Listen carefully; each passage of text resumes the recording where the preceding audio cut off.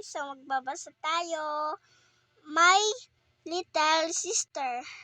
I have a little sister. Her name is Mia. She is 5 years old. Mia helps our mom clean the house. She is a kind girl. I love my little sister. My lunchbox.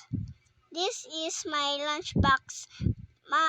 Mama prepared yummy food for me. I got an apple sandwich, pasta, and orange juice. Our pet cat. My family has a pet cat. Its name is Kali. It is white and orange. Its eyes are big and black. It likes to drink milk every morning. Kali is my favorite pet. My favorite vegetable. This is a broccoli. It is my favorite vegetable.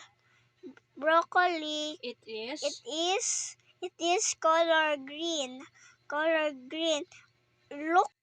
It looks like a small tree.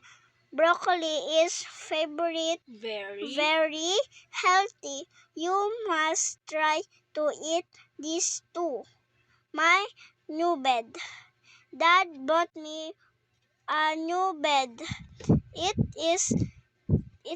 is Dad's birthday gift for me.